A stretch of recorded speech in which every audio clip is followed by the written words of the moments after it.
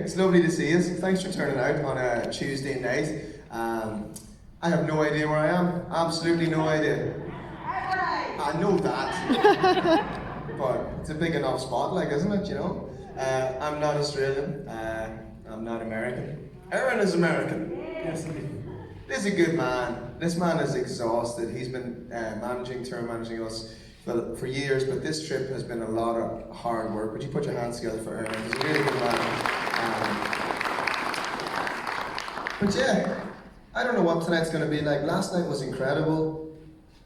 New Zealand was amazing. And I don't know how I measure that. Usually I measure it by how many eyes I see in the room get brighter, you know? That sounds really Pentecostal and weird and stupid, right? My theology is pretty reformed, actually. Why are you laughing at that? Like, do I not look like a reformed theologian? No, I don't. But my hope is that tonight isn't a night where my ego gets bigger, because Aaron's known me for years. I don't want to be on stages. I have no desire for it. But I love music. I love songs. I love writing songs for broken human beings. Yeah? I love Jesus. And I'm an introvert. I live in a house in Ireland. We moved home to Ireland recently. I live in a little house in the hills in Tyrone on a diesel generator and solar power. You know, the government is never going to find me. Even the bin lorry can't find my bins, you know. But I live a really simple life. And somehow God has had me and this band travel the world for years. And we've always wanted to come down under. And it's been really special to us. So my only hope is that you have a good night tonight. You know, if you have a terrible night, that's on you, right? I'm serious about that. I don't think you will, alright? Okay, anyway, I'm talking too much. Aaron, tell me to shut up, dude, yeah? It's all you. Alright, cool. That's great. So anybody have a question? Want to get us started off? Anybody willing? Okay, awesome. There we go. Yeah, how you going? What got you into this sort of your music, like your singing and that? Have you always been into it, or was it something in your life what made you change? Aye. What's your name? Oh, Brenton. What's it, sir? Brenton. Brenton. Yeah.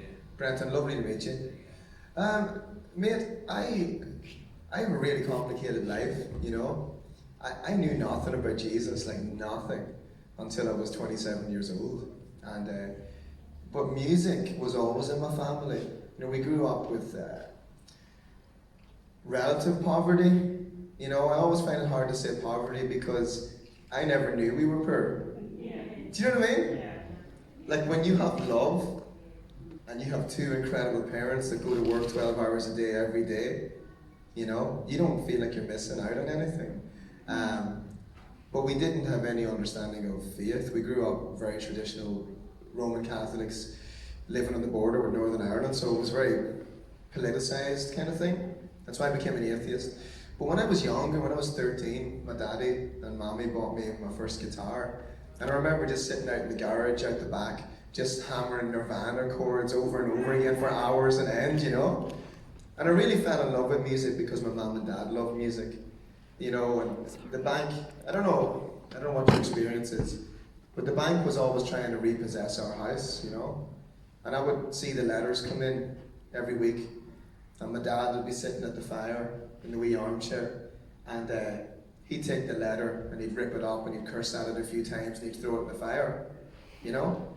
And then he'd take my mommy's hand and they'd go into the kitchen, and on a wee radio they had, they'd put on Willie Nelson and Johnny Cash, and Dad would put his arms around Mom and they'd go dancing.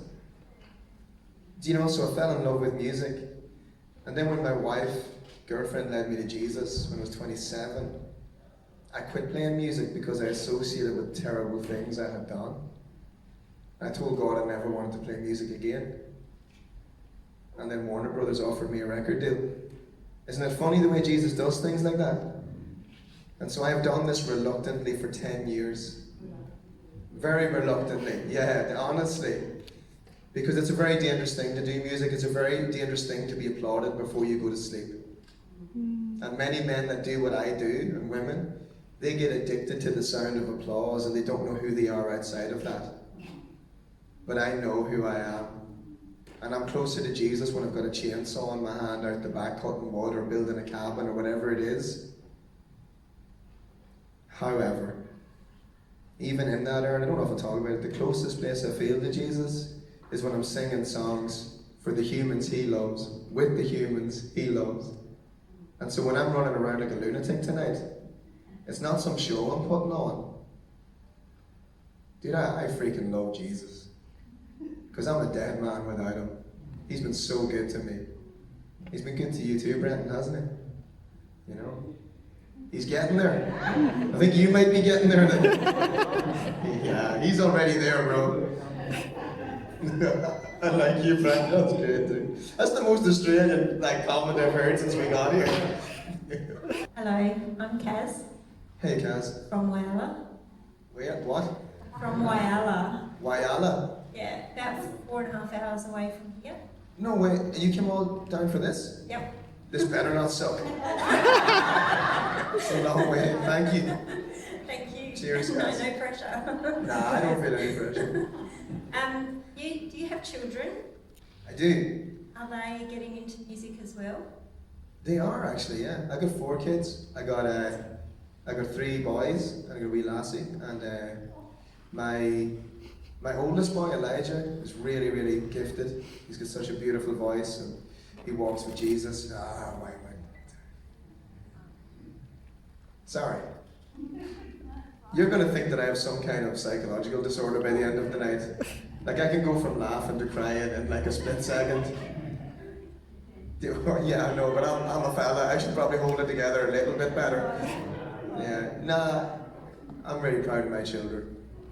They, in spite of me, they love Jesus. You know, so he's a great singer. My second oldest boy has got no rhythm in his body whatsoever. He's a great footballer, and he's trying to play the drums. God love him. My youngest boy just wants to watch the world burn, so I don't know what he's into yet. And then my daughter, Emmanuel, there's a song we released years ago called Point to You, and there's a music video. If you go to watch that, you'll see a little girl dancing in it. That's my daughter, and she's 12 now. Goes too quick. She's also 12. Yo, I'm like, where did my daughter go? Who is this? She is wonderful, but she's breaking my heart at the moment. You know, she's just going through that stage in life where she's like, I don't understand women. I still don't understand them. I love them, but I don't get it. All right, Aaron. What country does your family live in?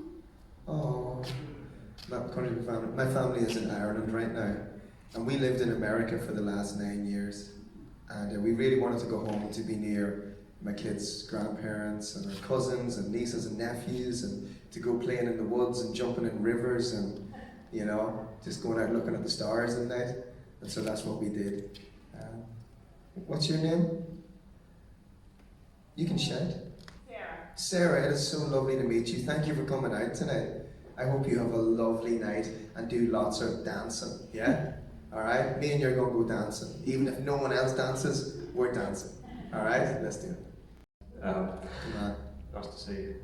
This is my family here, Sarah, Monty, Joseph, Reuben, and you've answered one question we already had, which was Johnny on the radio. It was about Johnny Cash, which we've been trying to figure that out. It was a guess that I had, but the kids don't know who he is, so before I went in there, I thought we'll make sure we know for sure first, so I'll educate them on that. So, Point to You, the film clip with your daughter in there, my daughter, Lottie, she just gets her tutu on and she dances around the lounge room, she loves it.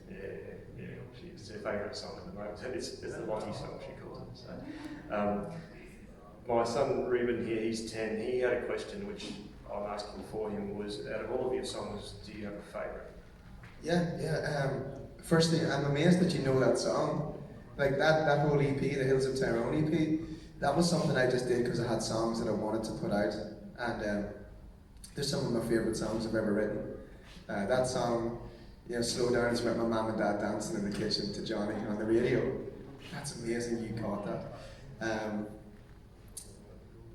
I'm really honored that like I get to do stuff that inspires like your kids.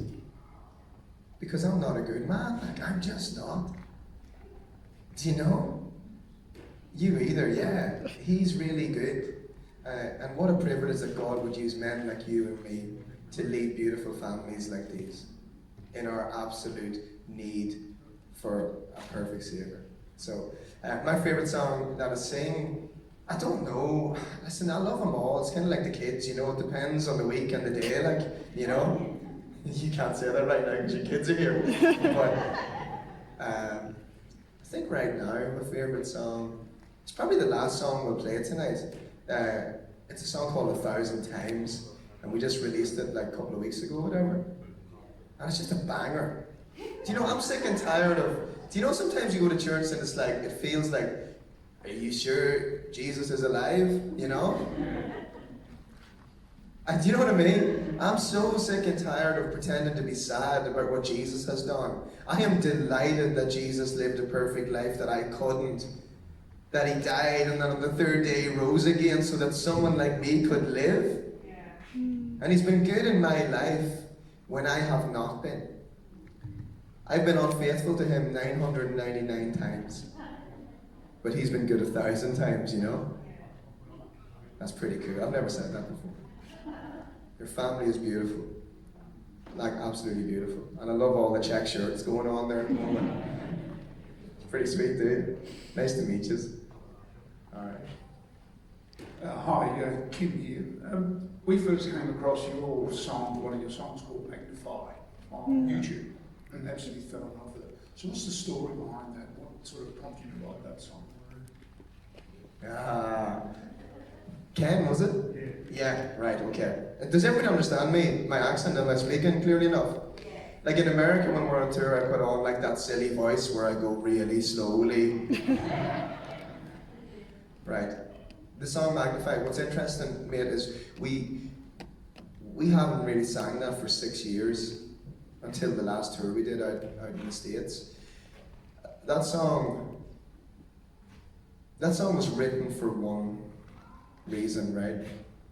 But it took on a whole different meaning. So a year after that song was released, and that's probably 8 years ago, God has a habit of giving me songs that I'm going to need. I just don't know it, right? So the song says, take it all away, magnify no other name.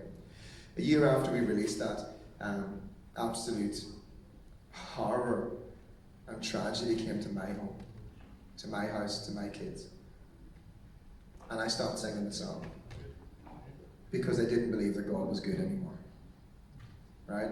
And it has probably taken me the 6 or 7 years to really fully understand what the goodness of God looks like in the middle of absolute horror. You see, God's not good when my life feels like it's good. He's good there too. But he's good in all of it. He's good in the tragedy, the sorrow, the disappointment, the hurt, the heartache. He's good in all the beautiful things.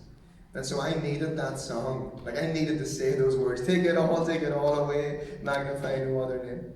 And I would say that, God, be greater, be stronger, be louder, until one day my heart believed it. Isn't it amazing the things you say with your lips, if you say them, eventually your heart will believe them?